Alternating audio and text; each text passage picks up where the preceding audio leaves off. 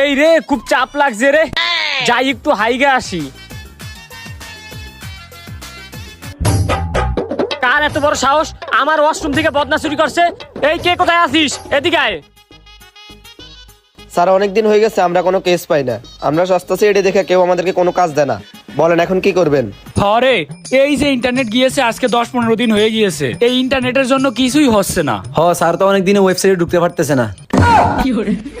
এই ওয়েবসাইটে ঢুকতে পারতেছে না মানে? না মানে স্যার আপনি তো ফেসবুকে ঢুকতে পারতেছেন না, টিকটকে ঢুকতে পারতেছেন না, ইউটিউবে ঢুকতে পারতেছেন না, এগুলো বলতে চাইছে ও। ও তাইলে ঠিক আছে, আমি আবার ভাবলাম কি না কি বলতে চাইছে। আচ্ছা যাই হোক, টিকটকের কথা তুই মনে করাই দিলি। আসলে টিকটক না করতে পারলে তো আমার ভালো লাগে না। আমি যতই এসিপি হইয়া যাই হই না কেন, আমার মনে করে যে যতই টিকটক করব ততই আমার মন ভালো থাকবে। টিকটক না করতে পারলে আমার মনটা খারাপ হয়ে যায়। এই যে আজকে কয়েকটা দিন আমি টিকটক করতে পারতেছি না, আজকে কিন্তু টিকটক করাই লাগবে। স্যার কিন্তু টিকটক করবেন কিভাবে? ইন্টারনেট তো নাই। আরে ইন্টারনেট নাই তো কি হয়েছে, ভিডিও এখন করে রাখবো, পরে যখন ইন্টারনেট আসবে তখন আপলোড দেবো। সবই তো বুঝলাম, আপনি এসিবি মানুষ, আপনার প্যান্ট ছিঁড়া কেন? প্যান্ট ছিঁড়া মানে? স্যার আপনার কাছে কি প্যান্ট কেনার টাকা নাই? আমার কাছ থেকে নিতে পারেন। এই কি বলতেছিস? থাম থাম, এসিবি স্যার।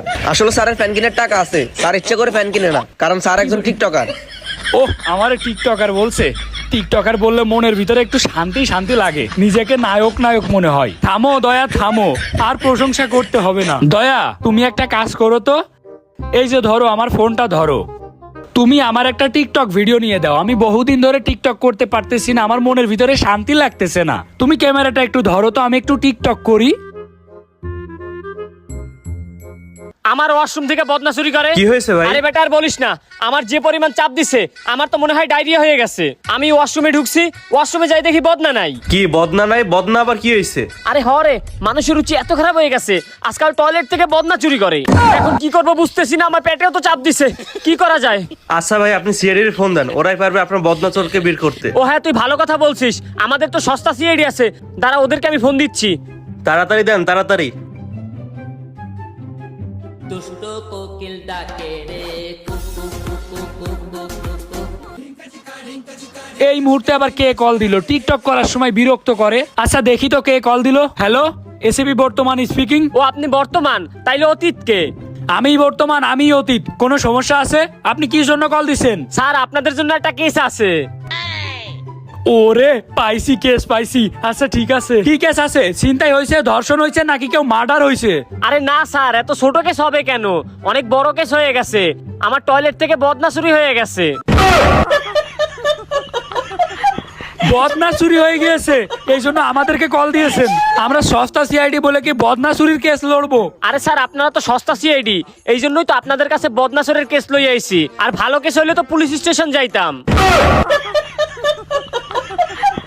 এই আমরা সস্তা সিআইডি বলে কি আমাদের কোনো দাম নেই? আমাদের বাজেট কত আপনি জানেন? কত টাকা স্যার আপনাদের বাজেট? এক একজনের 100 টাকা করে দিলেই হবে। ও তাইলে চলে আসেন আমাদের বাসায়, আমার বাথরুমে এসে বদনাটা খুঁজে দিবেন। আচ্ছা ঠিক আছে, আপনি কোনো চিন্তাই করেন না, আপনার চিন্তা করার কোনো কারণ নেই। যেখানে সস্তা সিআইডি আছে সেইখানে আপনার চিন্তার কোনো কারণ নেই। আমরা আপনার বদনা যেইখানেই থাকুক না কেন সেইটা আমরা খুঁজে দিব। আচ্ছা ঠিক আছে, আপনি থাকেন, আমরা এখনই আসতেছি, চলো।